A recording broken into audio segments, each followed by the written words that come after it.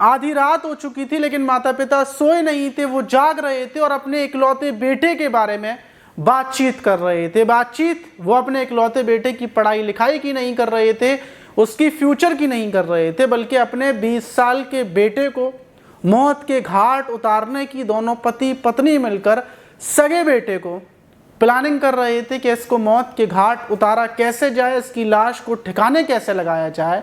और पूरी प्लानिंग करने के बाद दोनों अपने अपने हाथों में हैंसिए लेकर बेटे के कमरे में पहुंचते हैं और बेटे के ऊपर हमला कर कर अपने ही 20 साल के इकलौते बेटे को मौत के घाट उतार देते हैं। मारने के बाद उनका गुस्सा जुनून ठंडा नहीं होता, फिर वो अपने बेटे के हाथों को उसकी उंगलियों के टुकड़े करते हैं और रात में ही उसकी लाश को ले जाकर ज़मीन के अंदर दफन कर देते हैं। पहले लाश को जलाते भी हैं और फिर दफन कर देते हैं। लेकिन सवाल ये कि जिस माता पिता ने उसके पैदा होने पर, जब उनका बेटा इकलौता बेटा पैदा हुआ था तो पूरे गांव में लड्डू बंटवाए थे, लेकिन जब वो आज जवान हो गया, 20 साल का हो गया, तो फिर माता पिता ने खुद ही मिलकर अपने बेटे को मौत के घाट क्यों उतारा, आखिर वजह क्या थी और किस प्लानिंग से मौत के घाट उतारा के पुलिस का भी दिमाग चकरा गया।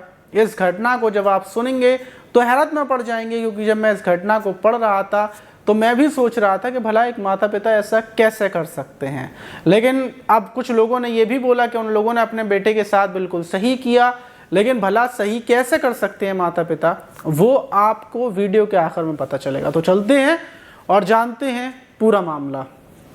तो दोस्तों, मेरा नाम माज है, उम्मीद है कि आप सब अच्छे होंगे, सुरक्षित होंगे। और इससे पहले वाली वीडियोस में ढेर सारे लोगों ने कमेंट्स किए थे, उनके कमेंट्स को मैं वीडियो के आखिर में पढ़ूंगा, उनके सवालों के जवाब दूंगा। अगर अभी तक आपने कोई कमेंट्स नहीं किया है तो जल्दी से नीचे जाएं, अपना नाम लिख दें, आप कहाँ से हैं, या फिर कोई भी सवाल आप मुझसे करना चाहते हो तो कर दें। वीडियो के आखिर में मैं आपके कमेंट्स को पढ़ूंगा, आपके सवाल का जवाब दूंगा। तो आज की जो घटना है वो छत्तीसगढ़ की है। छत्तीसगढ़ का ज़िला है कांकेर ज़िला, और उसी ज़िले का एक गोंडाहूर थाना है, और उसी थाने का एक गांव पड़ता है पीवी गांव। 15 अगस्त की सुबह सारे लोग उठे थे, लोग अपने अपने झंडे लेकर निकल रहे थे। गांव में भी 15 अगस्त मनाई जा रही थी, खुशी की लहर थी कि आज़ादी की खुशी में हर कोई डूबा हुआ था।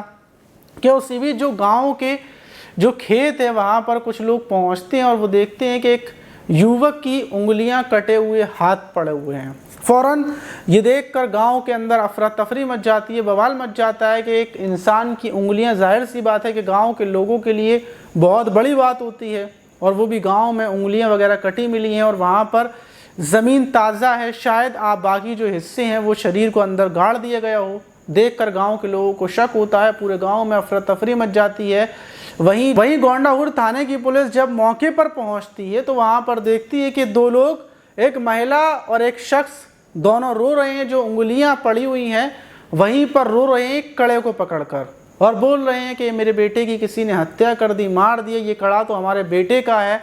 पुलिस उन दोनों से पूछती है कि भाई किसका कड़ा है, कौन सा तुम्हारा बेटा। और दूसरी तरफ जो मिट्टी थी वहाँ खोदना शुरू किया जाता है तो शरीर के और बाकी हिस्से निकलते हैं। दोनों हाथ यहाँ से कटे हुए थे, पंजे मतलब बाहर थे, और जो कड़ा एक हाथ में था उस कड़े को देखकर वो महिला और शख्स रो रहे थे।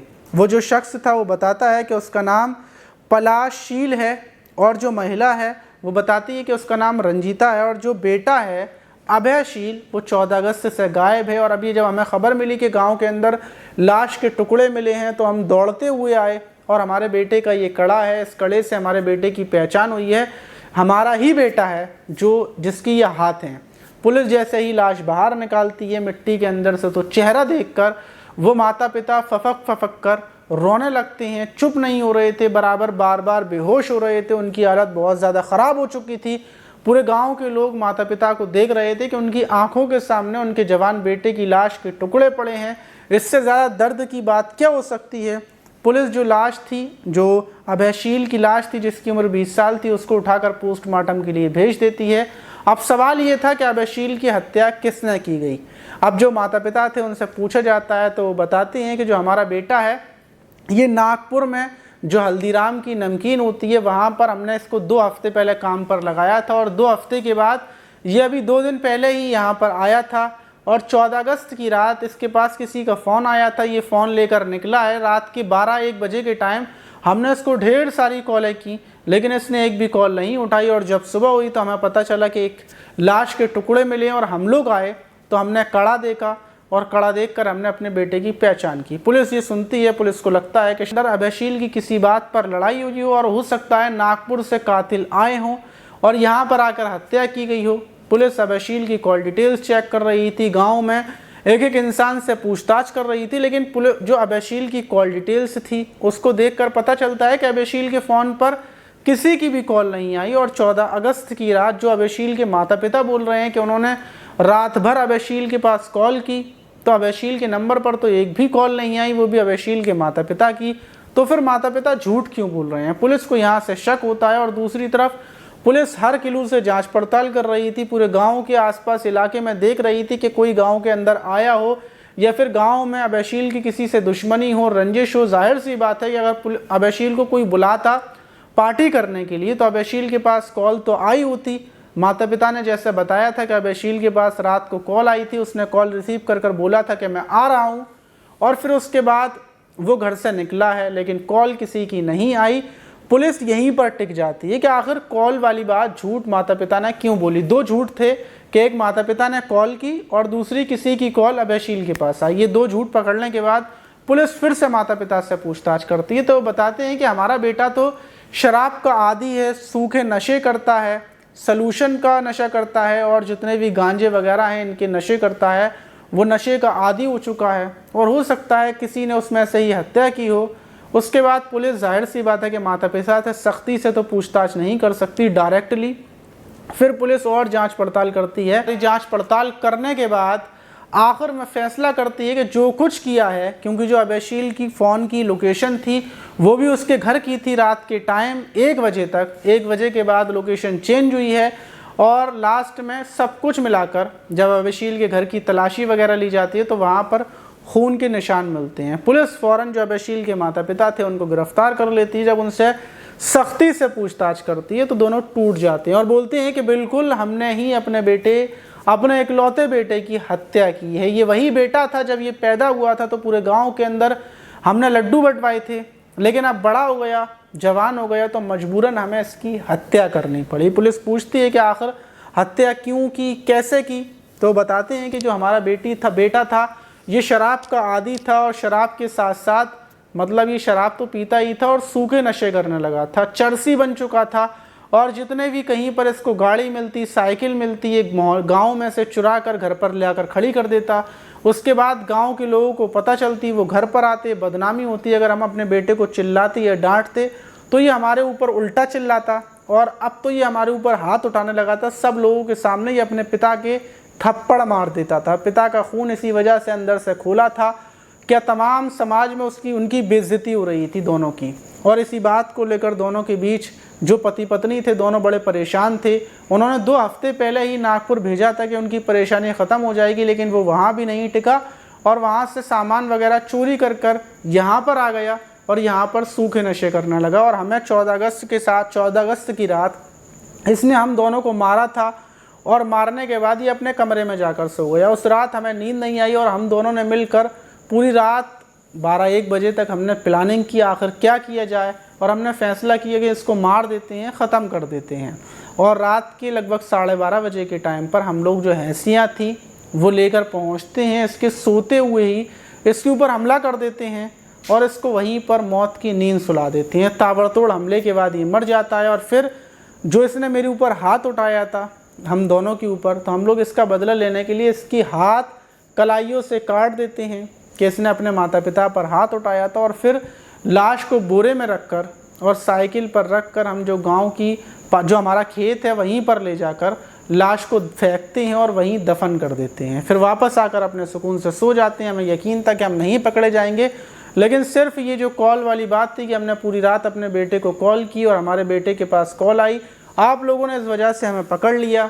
वही लोगों का, जो गांव के लोग थे, उनका कहना भी सही था कि जिस बेटे को उन्होंने माता पिता ने पाल पोस कर बड़ा किया था वही बेटा उनको मारने लगा था और उनका हक बनता है अपने बेटे को मारने का, क्योंकि बेटे ने उनको मारा तो बदले में उन्होंने अपने बेटे को ख़त्म कर दिया। इसमें कोई गलत नहीं है।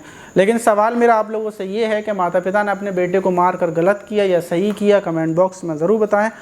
अब बात करते हैं उन लोगों की जिन लोगों ने इससे पहले वाली वीडियोस में कमेंट्स किए हैं, तो उनके कमेंट्स को पढ़ते हैं और लाइव कमेंट्स पढ़ेंगे। तो जल्दी से आप भी नीचे जाएं, आप भी कमेंट्स कर दें, फिर आपकी भी कमेंट्स को हम पढ़ेंगे।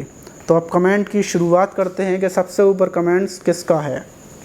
अरविंद अरोरा बोल रहे हैं कि आप अच्छे बोलते हैं और आप मुझे अच्छे भी लगते हैं। शुक्रिया भाई कि मैं अच्छा बोलता हूँ और आपको अच्छा लगता हूँ। और छोटू ने एक शायरी लिखी है, इस शायरी को हम पढ़ते हैं। इन्होंने लिखा है, शक शक में डुबो देता है ये जवानी का ख़जाना। शक शक में डुबो देता है ये जवानी का ख़जाना। औरत कमज़ोर होती है उसे मत दो मरने मारने का बहाना। वाह वाह, औरत कमज़ोर होती है उसे मत दो मरने मारने का बहाना।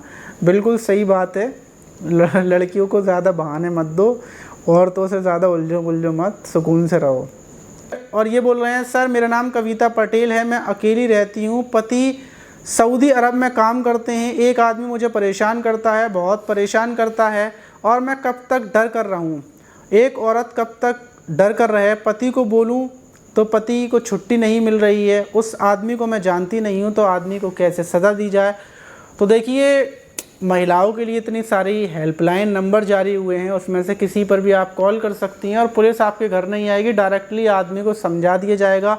ऑनलाइन कंप्लेन हो जाती है, 1090 पे कॉल कर सकते हैं आप, और ढेर सारे नंबर हैं और उस पर कॉल कर आप बोल सकते हैं। तो पुलिस आपके घर वगैरह नहीं आएगी, लेकिन उस आदमी को ढंग से समझा देगी। तो किसी भी चीज़ को बर्दाश्त ना करें, फ़ौरन इस पर एक्शन लें। अगर ये दिक्कत बढ़ जाएगी तो सामने वाले के हौसले बढ़ जाते हैं और बाद में दिक्कत बहुत ज़्यादा हो सकती है।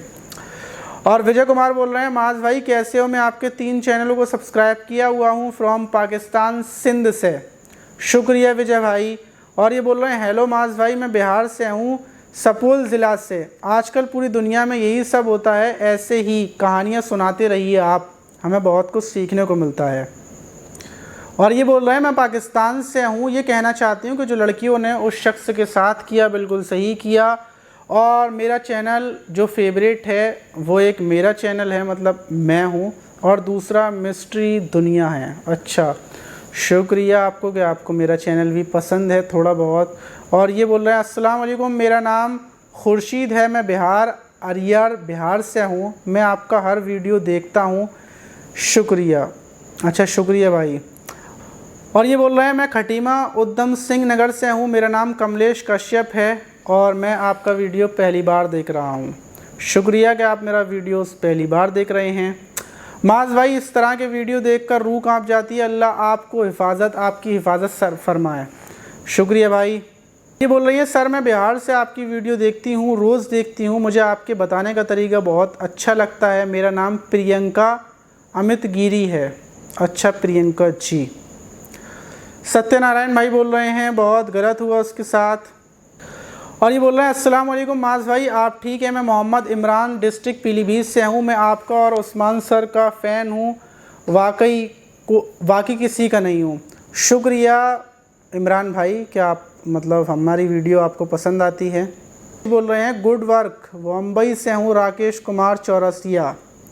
चलिए, फ़िलहाल में ये कमेंट्स थे जो इससे पहले वाली वीडियोस में लोगों ने किए थे। जल्दी से आप नीचे जाएं, कमेंट्स कर दें, अगली वीडियो में मैं आपके कमेंट्स को पढ़ूंगा, आपके सवाल का जवाब दूंगा। और आज का मेरा सवाल ये है आप लोगों से, कि आप लोग दिन में कितनी देर फ़ोन चलाते हो। मैं तो सिर्फ 1 घंटे फ़ोन चलाता हूँ। किसी और वीडियो में आज के फ़िलहाल में यही कमेंट्स थे, और भी कमेंट्स हैं, लेकिन ये कुछ वो कमेंट थे जो छटे हुए थे। अगर आप चाहते हैं कि अगली वीडियो में मैं आपके कमेंट्स को पढूं तो जल्दी से नीचे जाएं, एक कमेंट्स कर दें, अगली वीडियो में आपके कमेंट्स को पढ़ूंगा, आपका नाम लूँगा। मिलते हैं किसी और वीडियो में।